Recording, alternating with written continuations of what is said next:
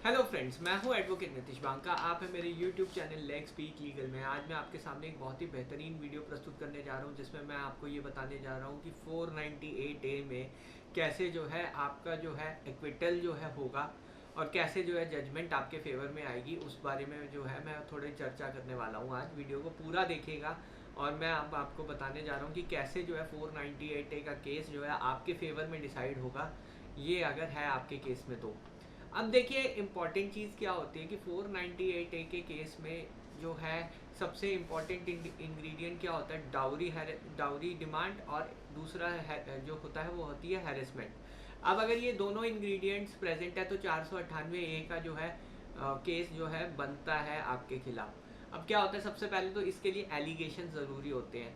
अगर एलिगेशन नहीं है तो आपके पास फिर ऑप्शन होता है कि क्वाशिंग के लिए आप सीधा जा सकते हैं हाई कोर्ट, या फिर आप जो है डिस्चार्ज के लिए जो है ट्रायल कोर्ट में जा सकते हैं। अब मैं क्वाशिंग और डिस्चार्ज पे डिटेल में नहीं जाऊंगा, क्योंकि इस पर मैंने बहुत सारे वीडियोस बनाए हुए हैं, आप मेरे चैनल में चेक कर सकते हैं वो सारे वीडियोस। तो बहरहाल मैं अभी ट्रायल पे फोकस करता हूँ कि ट्रायल में क्या होगा, कैसे जो है आपका एक्विटल तक जाएगी चीज़, वो मैं आपके सामने जो है डिस्कस कर रहा हूँ।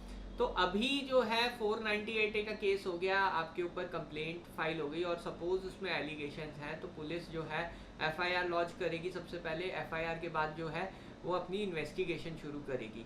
अब इन्वेस्टिगेशन में जो है वो विटनेसेस को एग्जामिन करेगी। विटनेसेस ही जो है वो आपके खिलाफ गवाही देंगे भी। और वो कौन होंगे विटनेसेस, आप गेस कर सकते हैं, कमेंट कीजिए। आपको पता है कि कौन है वो विटनेसेस आपके खिलाफ। उसमें जो होते हैं विटनेसेस सारे जो होते हैं, हम इसे कहते हैं इंटरेस्टेड विटनेसेस की कैटेगरी। इसमें हो गए माँ बाप भाई, ये जो है मेन विटनेसेस होते हैं 498A के केस में। बाकी सारे जो है फॉर्मल विटनेसेस हो गए, जैसे पुलिस ऑफिसर या इन्वेस्टिगेशन ऑफिसर। तो ये तो फॉर्मल नेचर के विटनेसेस हो गए। बाकी जो मेन विटनेसेस हो गए वो हो गए माँ बाप और भाई, या लड़की के जो भी रिश्तेदार हैं वो विटनेसेस बन के आ जाते हैं जी। अब प्रॉब्लम क्या है कि इन लोगों को आपके जो रोज़मर्रा की ज़िंदगी है, जो कि एक घर के अंदर इंसिडेंसेस हुए हैं, उनमें इन लोगों का कोई रोल नहीं रहता है। ये जो एलिगेशन है ये बाद में लगाए जाते हैं, जब लड़की जो है घर छोड़ के ससुराल से मायके चली जाती है, और वहाँ पे जो है ये जो है पूरे जो इंसिडेंसेस हैं, सब कुछ चीज़ें जो है प्लान की जाती हैं, और उसके बाद जो है आपके खिलाफ जो है कंप्लेंट लॉन्च की जाती है। तो ये होता है एक्चुअल में। तो ये जो विटनेसेस होते हैं इसे हम लीगल टर्म में कहते हैं हेयर से एविडेंस। हेयर से एविडेंस क्या होता है, कहीं सुना कहाँ सुना एविडेंस। अब इसमें जो है वाइफ जो है वो और जो घर वाले वो पूरा प्लान कर रहे होते हैं कि कैसे कैसे एलिगेशन किस किस डेट पे डालने हैं, कैसे कैसे डालने हैं, वो सब पूरी प्लानिंग होती है। और वो जो इंसिडेंट्स हैं वो सारे रट लिए जाते हैं कि ये इंसिडेंट है। और जो 161 की स्टेटमेंट होती है उसमें क्या होता है, जो फादर होता है वो ये सीधा कह देता है कि मेरी लड़की के साथ दहेज की डिमांड करते थे, मार पिटाई करते थे, और बस ये एलिगेशंस होते हैं। अब प्रॉब्लम क्या आती है कि जब क्रॉस में लड़की के बाप से पूछा जाता है कि आप ये कह रहे हो कि दहेज के डिमांड थी या ये सब था, आपके सामने तो नहीं हुई ना ये डिमांड कभी, आपकी लड़की ने आपको बताया ये चीज़। जब आप ये पूछते हैं सवाल तो वो ये बोलेगा कि आप जो मेरी लड़की है उसने जो है वो बताया मुझे। तो वो जो है एक तरीके से हेयर से एविडेंस की कैटेगरी में आ जाता है। उसमें जो है डायरेक्ट एविडेंस नहीं है, सरकमस्टांशियल भी नहीं है, वो कोई एविडेंस ही नहीं है। जब लड़की खुद कंप्लेनेंट खुद कह रही है, बता रही है दूसरे को, तो वो हेयर से एविडेंस हो गया, यानी कहीं सुनी बातों पे उसने जो है स्टेटमेंट दे दी है।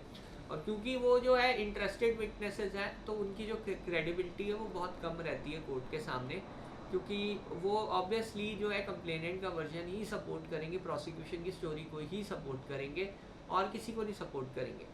तो जब हेयर से एविडेंस आता है तो कोर्ट कहता है कि ये एविडेंस जो है मान्य नहीं होता है, क्योंकि ये जो है एविडेंस कोरैबोरेट नहीं करता। मैं शब्द कोरैबोरेट यूज़ कर रहा हूँ। कोरैबोरेट का मतलब ये हो गया, सपोज एक सीन है कि घर के अंदर दहेज की मांग हुई और लड़की की माँ जो है घर के अंदर थी आपके, उसके सामने जो है डिमांड हुई।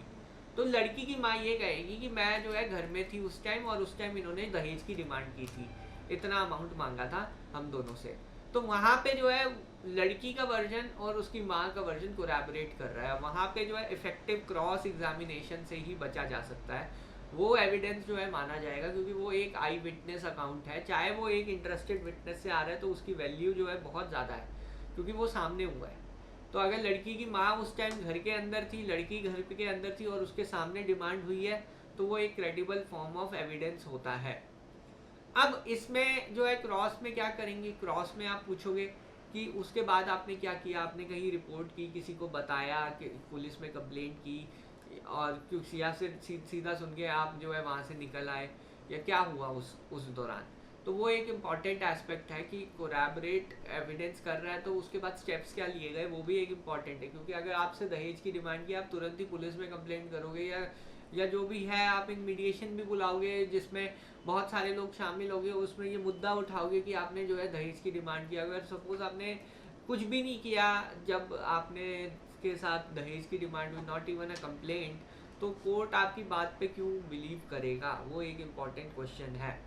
फिर इसमें जो है नेक्स्ट एविडेंस होता है 406 में। 406 में जो है ज्वेलरी दी या जो भी वैल्यूएबल आइटम है वो इंटरेस्ट की, उसका भी प्रूफ जो है कोर्ट को देना है। लड़की पक्ष के में होता है, उनको जो है प्रूफ देना है कि वो ज्वेलरी एक्चुअल में हैंड ओवर की गई थी, उनके पास थी वो ज्वेलरी।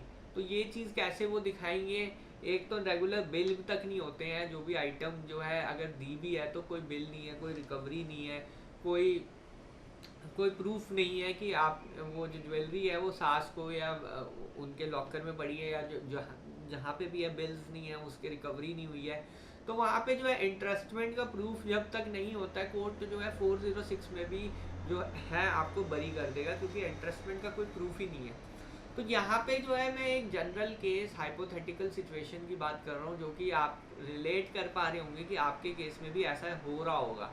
तो यहाँ पे इम्पॉर्टेंट चीज़ ये है कि कोलैबोरेशन एक इम्पॉर्टेंट चीज़ है, जिसमें आपको देखना है कि वो जो विटनेसेस है वो क्या आई विटनेस है या हेयर से एविडेंस है। हेयर से एविडेंस कोर्ट नहीं मानता है, आई विटनेस अकाउंट है, कोलैबोरेशन हो रही है, वो जो है सपोर्ट कर रहे हैं पिटिशनर के केस को, तब उसे इफेक्टिव क्रॉस एग्जामिनेशन से उस एविडेंस को ख़त्म किया जा सकता है। और 406 में जो है इंटरेस्टमेंट का प्रूफ आपको देना पड़ेगा। तो ये जो है इम्पॉर्टेंट चीज़ है। बाकी मैंने 498A में बहुत ही एक अच्छा आर्टिकल लिखा हुआ है, आप जो है डिस्क्रिप्शन में जाके उस पर क्लिक कर सकते हैं। और एक इवेंट मैं आज कर रहा हूँ, उसका जो है लिंक भी मैंने जो है डिस्क्रिप्शन बॉक्स में दिया हुआ है। वो इवेंट 6 बजे आज 26 अप्रैल को, तो वो आप ज्वाइन कर सकते हैं। बहरहाल वीडियो देखने के लिए बहुत बहुत धन्यवाद। अगर आपको ये वीडियो पसंद आई है तो प्लीज़ लाइक कीजिए, चैनल को मेरे सब्सक्राइब कीजिए। धन्यवाद, थैंक यू वेरी मच।